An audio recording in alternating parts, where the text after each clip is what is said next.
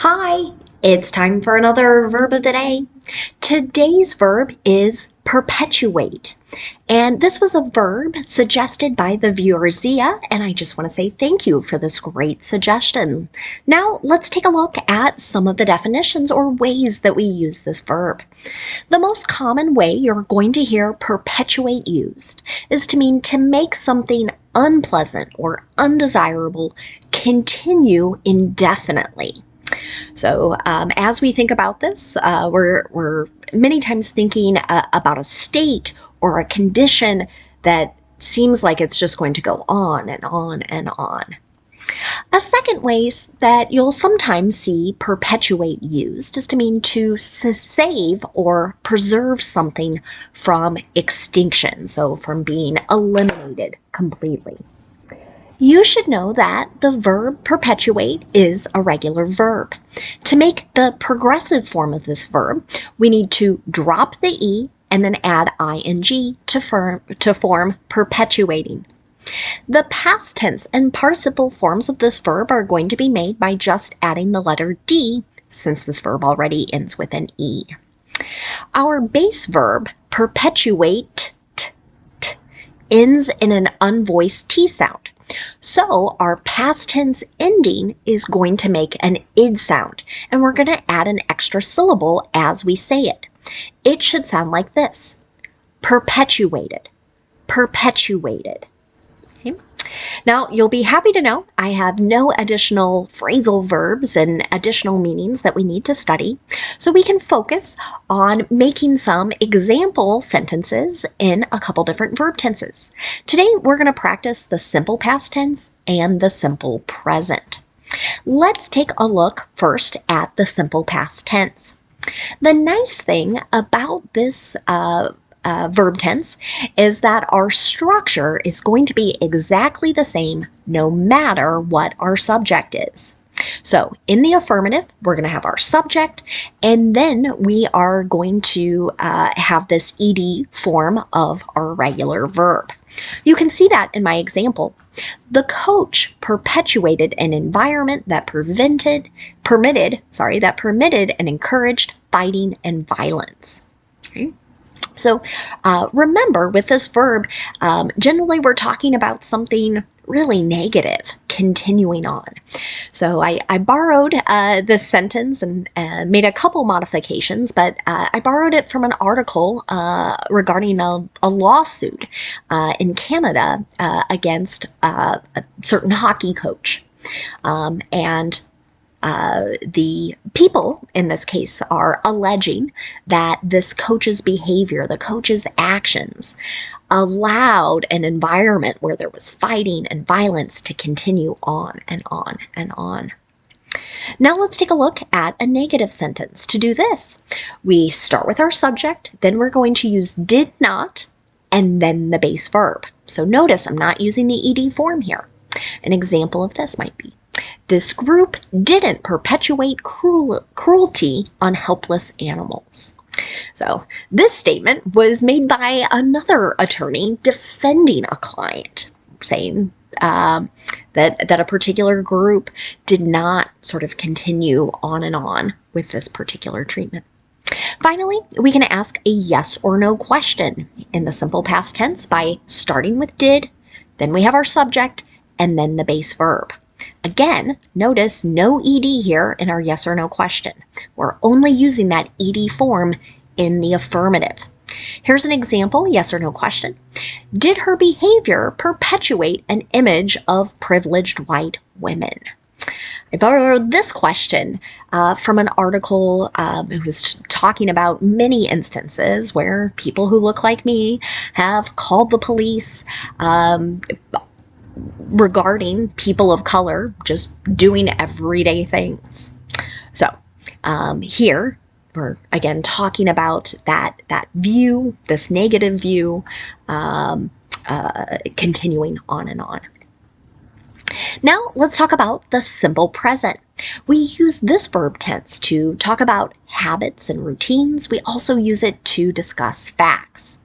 We do need to pay attention to what our subject is, because that's going to alter or change our verb. If I make a sentence and my subject is I, you, we, or they, then I just use the base verb. Okay? But if my subject is he, she, or it, then I'm going to add an S to the end of my verb in the affirmative. You can see that in my example. The gun lobby perpetuates many myths following mass shootings. So this is a statement I would make personally. This idea that guns are necessary, guns protect people.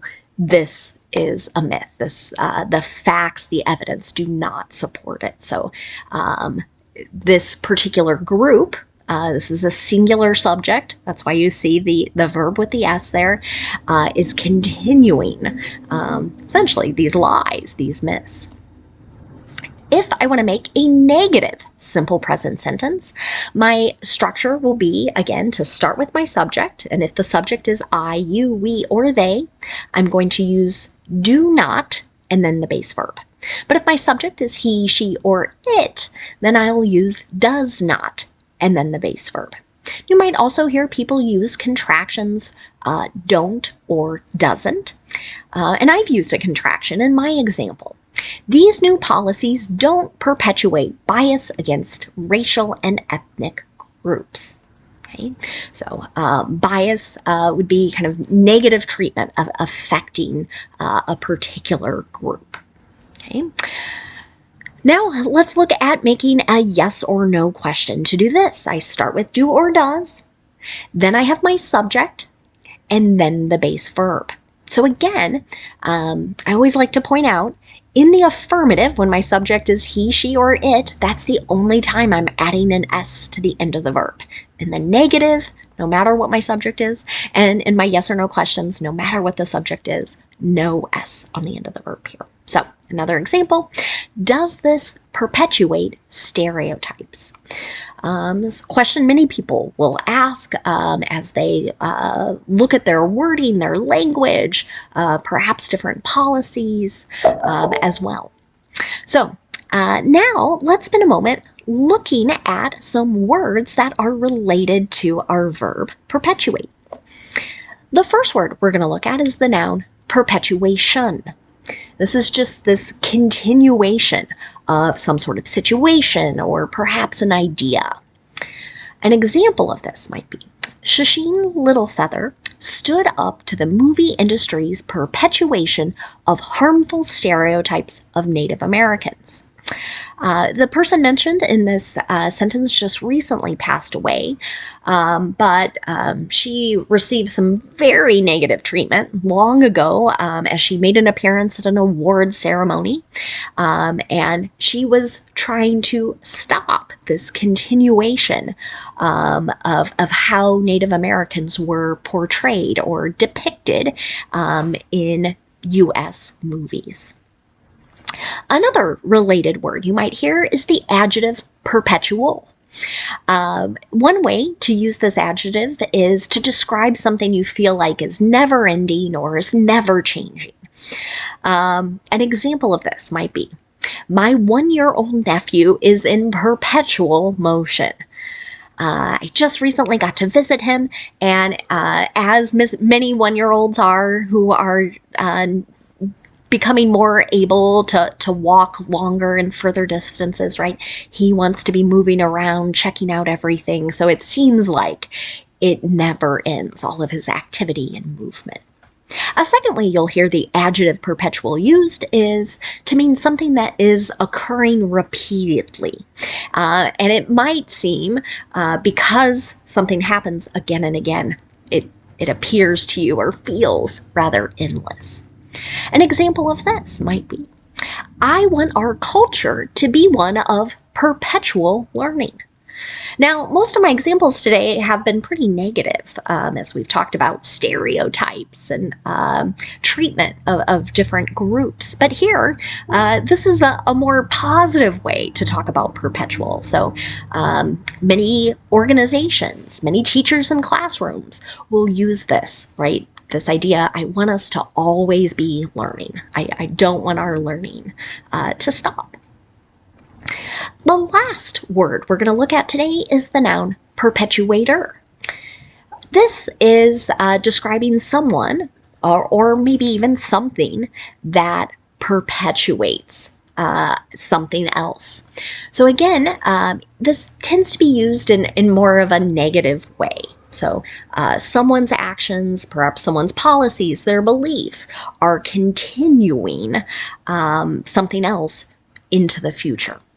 An example of this, I saw this word actually used in some articles recently that were discussing the Queen of England's death. And my example here, some have argued that Queen Elizabeth was a perpetuator of colonialism. This idea of forming colonies, claiming land that probably does not belong to you as your own. Thanks so much for watching today's video. And again, thanks to Zia for making this suggestion. I hope everyone has a great day.